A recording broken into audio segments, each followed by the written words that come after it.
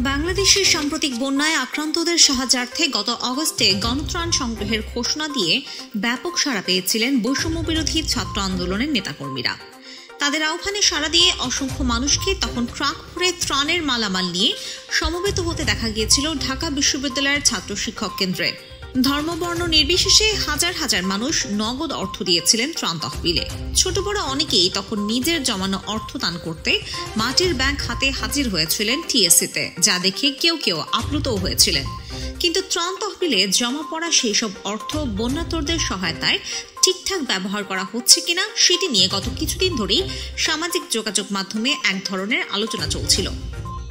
আলোচনায় নতুন মাত্রা যুক্ত হয়েছে যখন শনিবার সমন্বয়কদের বার্তা থেকে জানা গেছে যে সংগৃহীত অর্থের বেশিরভাগই অব্যবহৃত অবস্থায় ব্যাংকে পড়ে রয়েছে। ব্যয় বাদে বাকি টাকা ঢাকা বিশ্ববিদ্যালয়ের জনতা ব্যাংক, সোনালী ব্যাংক, ইসলামী ব্যাংক ও মোবাইল ব্যাংকিংয়ে সংরক্ষিত রয়েছে। শনিবার রাতে নিজের ভেরিফাইড ফেসবুক অ্যাকাউন্টের একটি পোস্টে উল্লেখ করেছেন বৈষম্য বিরোধী ছাত্র আন্দোলনের অন্যতম সমন্বয়ক হাসনাত আব্দুল্লাহ।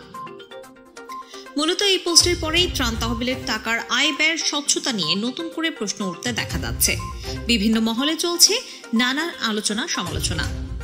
বন্যার্তদের নামে টাকা তুলে কেন সেটি তাদের সহযোগিতায় ব্যয় করা হলো না সেই প্রশ্ন তুলছেন অনেকে। কেউ কেউ আবার অর্থ আত্মসাতের চেষ্টা হচ্ছে বলেও অভিযোগ তুলেছেন।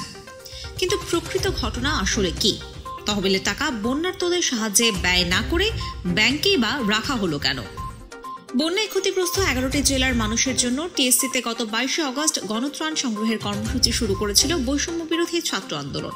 পরবর্তী 2 সপ্তাহে ওই তহবিলে প্রায় 11 কোটি 10 লাখ টাকা জমা পড়েছিল। এর মধ্য থেকে এখন পর্যন্ত বন্যার্তদের সহায়তায় খরচ হয়েছে প্রায় 1 কোটি 75 লাখ টাকা। অবশিষ্ট প্রায় 9 কোটি 35 লাখ টাকা ব্যাংকে জমা রাখা হয়েছে বলে জানিয়েছে বৈষম্য বিরোধী ছাত্র আন্দোলনের নেতারা। এছাড়া খাবার দাবার সহ অন্যান্য যত প্রয়োজনীয় পণ্য সংগ্রহ হয়েছিল প্রায় 191টি ট্রাকে করে সেগুলো বন্যা দুর্গত এলাকায় নিয়ে বিতরণ করা হয়েছে বলে জানিয়েছেন তারা। চলতি মাসের শুরুর দিকে দেশের বন্যা পরিস্থিতির উন্নতি হওয়ায় গত 4 সেপ্টেম্বরের পর নতুন করে আর গণত্রাণ সংগ্রহ করা হয়নি বলেও প্ল্যাটফর্মটির পক্ষ থেকে জানানো হয়েছে। সরকারি হিসেবে বাংলাদেশের সাম্প্রতিক বন্যায় প্রায় 56 লাখ মানুষ ক্ষতিগ্রস্ত হয়েছেন। ব্যাপক ক্ষতির মুখে পড়েছে আক্রান্ত এলাকার কৃষি, মৎস্য ও প্রাণী সম্পদ খাত। বসবাসের অনুপযোগী হয়ে পড়েছে অসংখ্য বাড়িঘর। অন্যদিকে বন্যার পানি নেমে যাওয়ার পর এখন নতুন সংকট হিসেবে সামনে এসেছে পানিবাহিত রোগের প্রকোপ। দুর্গত এলাকায় শিশুসহ অসংখ্য মানুষ ডায়রিয়া সহ নানান রোগে আক্রান্ত হচ্ছেন, যাদের চিকিৎসা দিতে গিয়ে রীতিমতো হিমশিম খাচ্ছেন চিকিৎসকরা। কোনো কোনো এলাকায় খাবার, স্যালাইন সহ প্রয়োজনীয় ওষুধপত্রের সংকটের কথাও শোনা যাচ্ছে। অথচ আমাদের সমন্বয়করা ওইসব মানুষের পাশে না দাঁড়িয়ে ত্রাণের টাকা ব্যাংকে রেখে দিয়েছেন।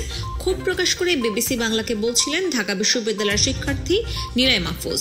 মিস্টার মাহফুজ নিজে ত্রাণ তহবিলে অর্থ দিয়েছেন, পরিবারসহ পরিচিত জনদেরও ত্রাণ কাজে সহায়তা করতে উদ্বুদ্ধ করেছেন। তখন যারাই এই পোস্টে পার্টিসিপেট করতে অনুরোধ করছি, কেউ করে নাই। যে যেভাবে পারছে বন্যার্তদের পাশে দাঁড়ানোর চেষ্টা করছে, বলেন মিস্টার মাহফুজ। এত কিছু করে লাভটা কি হলো? এই টাকা কি ব্যাংকে ফেলে রাখার জন্য তোলা হয়েছে? প্রশ্ন করেন তিনি। একই প্রশ্ন তুলেছেন বেসরকারি চাকরিজীবী মাসুমা আক্তার। হতাশা জানিয়ে তিনি বিবিসি বাংলাকে বলেন, সত্যি কথা বলতে খবরটা শুনে আমি খুবই অবাক হয়েছি, কষ্ট পেয়েছি। কারণ টিএসসিতে ত্রাণ জমা দিতে গিয়ে ওই ছেলে মেয়েদের যে কর্ম উদ্দীপনা আমি নিজের চোখে দেখেছি, তাতে ভেবেছিলাম এদের হাত ধরে ভালো কিছু হবে। কিন্তু তারা কেন ত্রাণের টাকা ক্ষতিগ্রস্তদের মাঝে বিতরণ না করে ব্যাংকে ফেলে রাখলো, সেটাই মেলাতে পারছি না, বলছিলেন মিস আক্তার। এদিকে তহবিলের টাকাটা ব্যাংকে আছে কিনা সেটি নিয়েও সন্দেহ পোষণ করেছেন কেউ কেউ। চারিদিকে এখন যেভাবে সমন্বয়কদের বিরুদ্ধে চাঁদাবাজি, ধান্দাবাজির অভিযোগ শুনতেছি, তাতে তো টাকাটা আদৌ ব্যাংকে আছে কিনা সেটাই আমার সন্দেহ লাগতেছে, বলছিলেন ব্যবসায়ী রেজাউল ইসলাম। ক্ষমতায় গেলে সবার চেহারা চেঞ্জ হয়ে যায়, বলেন মিস্টার ইসলাম। বিভিন্ন জেলায় বৈষম্য বিরোধী ছাত্র আন্দোলনের নেতাকর্মীরা যেসব সভা সমাবেশ করেছেন সেটি ঘিরেও প্রশ্ন তুলেছেন কেউ কেউ। ত্রাণের টাকা ব্যবহার করে ওনারা নিজেদের আখের গোছাচ্ছেন না তো? জেলায় জেলায় এত কিসের মিটিং, বলছিলেন মিস্টার মাহফুজ। সামাজিক যোগাযোগ মাধ্যম ফেসবুকেও ত্রাণের টাকার হিসেব চেয়ে পোস্ট করেছেন অনেকে। কি বলছেন সমন্বয়করা?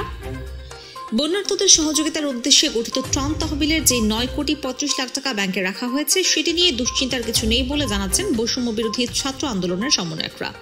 ত্রাণ সহায়তার জন্য যত অর্থ আমরা পেয়েছি, সেগুলোর প্রতিটি পয়সার হিসাব আমাদের কাছে আছে, কাজেই এটি নিয়ে দুশ্চিন্তার কোনো কারণ নেই, বিবিসি বাংলাকে বলেন প্ল্যাটফর্মটির অন্যতম সমন্বয়ক হাসনাত আব্দুল্লাহ। প্রাথমিক ত্রাণ কার্যক্রমের খরচের পর তহবিলের বাকি অর্থের বেশিরভাগই জমা রাখা হয়েছে জনতা ব্যাংক, সোনালী ব্যাংক এবং ইসলামী ব্যাংকের ঢাকা বিশ্ববিদ্যালয় শাখায়। চাইলেই সেগুলো কেউ আত্মসাৎ করতে পারবে না বলে জানাচ্ছেন মিস্টার আব্দুল্লাহ, কারণ সেগুলো বিশেষভাবে খোলা হয়েছে যেখানে ঢাকা বিশ্ববিদ্যালয়ের একজন শিক্ষকও যুক্ত রয়েছেন।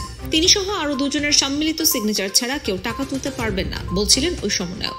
এছাড়া অর্থের স্বচ্ছতা এবং জবাবদিহিতা নিশ্চিত করার লক্ষ্যে তহবিলের আয় ব্যয়ের হিসাব নিরীক্ষা করা হচ্ছে বলেও জানিয়েছে বৈষম্য বিরোধী ছাত্র আন্দোলন। আমরা ত্রাণ কার্যক্রমের আয় ও ব্যয়ের উপর একটি অডিট করছি এবং আগামী কয়েকদিনের মধ্যে অডিট রিপোর্ট প্রকাশ করা হবে, বিবিসি বাংলাকে বলেন মিস্টার আব্দুল্লাহ। কিন্তু এই হিসাব নিরীক্ষা করছে কারা?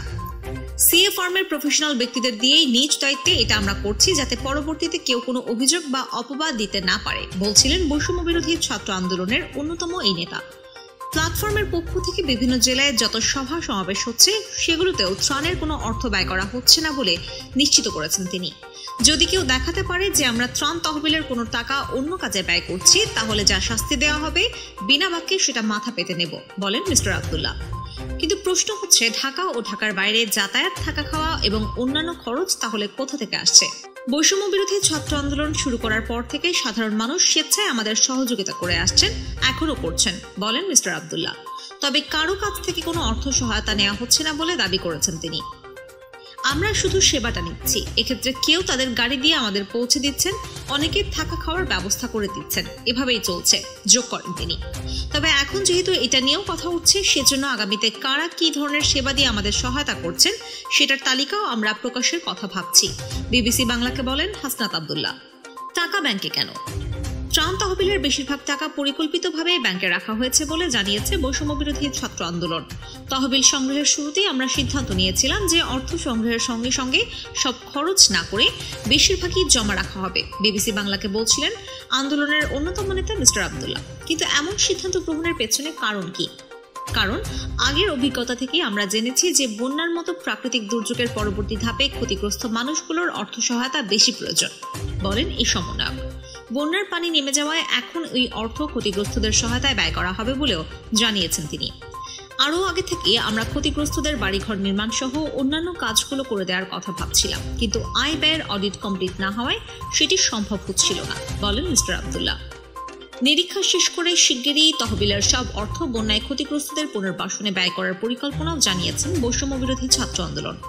এক্ষেত্রে ক্ষতিগ্রস্তদের পুনর্বাসনে সরকার যে তহবিল গঠন করেছে সেখানেই টাকাগুলো দেওয়া হবে। এর ফলে সুষ্ঠু ও কার্যকরভাবেই আমাদের তহবিলের অর্থ মানুষের কাজে আসবে বলে আশা রাখি, বিবিসি বাংলাকে বলেন সমন্বয়ক আব্দুল্লাহ।